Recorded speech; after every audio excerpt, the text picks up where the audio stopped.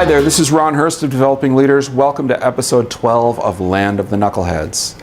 Got a really interesting topic for you today. I want you to think about the last time that you were unfairly criticized by your manager. Never happened to you? I think it's happened to all of us. And the reality is, this is just one of those cases where a manager thinks they have all the right information and they're taking action. So in that regard, we can't criticize them. We can't be negative against a manager that's decisive and action-oriented. The challenge is that often that they're going off with only partial information and often inaccurate information. So if you're that manager, you're being a knucklehead, so quit it. And we're going to talk a little bit about what to do. I also want you as the employee, I'm going to give you a little bit of advice too. So first of all, managers, here's the most important point. Get the facts. And if the facts don't support the story, own it. There was a time several years ago as a manager where I had a write-up in my hand, I had the employee in the room, and I listened to the employee, talked through the issue with them, and it became clear that my evidence was incorrect. And right in front of them, I took the piece of paper and literally ripped it in half and said, "It's over. I apologize. I was wrong." And in doing that, increased the amount of respect that that employee had for me because I was fair and unbiased and objective in the way that I approach discipline and dealing with employees.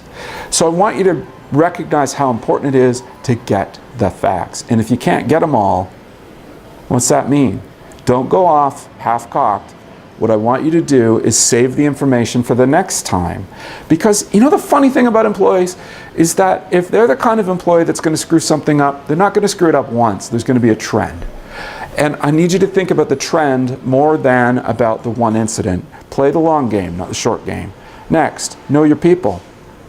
In a previous episode, we talked about how not to give a surprise nuclear bomb at a performance review. If you know your people, you'll know which ones are going to do things right and which ones you need to pay attention to when they might screw something up.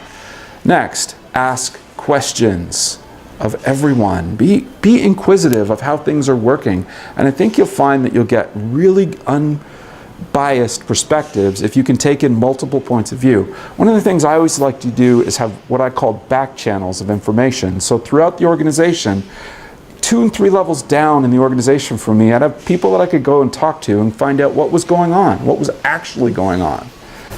The last thing I want to leave you with, managers, be okay with being wrong. If you have the courage and the humility to admit that you made a mistake, you will build credibility in the respect of your employees, and it will actually help you to help them perform in the future. Now, if you're an employee and you're dealing with unfair criticism, I've got some very specific advice for you. I want you to think about this from a different point of view. You're most likely going to get defensive. You're going to want to put up a physical barrier. You're going to want to stop listening to what the criticism is because you sense it's unfair. I want you to do something completely different. I want you to think about this from another point of view, because if you do, you'll actually create a better outcome. What do you think your manager's likely to judge you as if you start getting defensive when they're criticizing you, however unfair? They're going to judge you as guilty on the spot.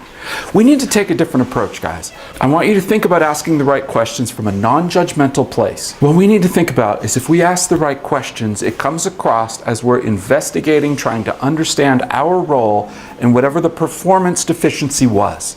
And if we can better understand our role, then we can present ourselves to them as somebody who is professional and mature and eager to solve the problem.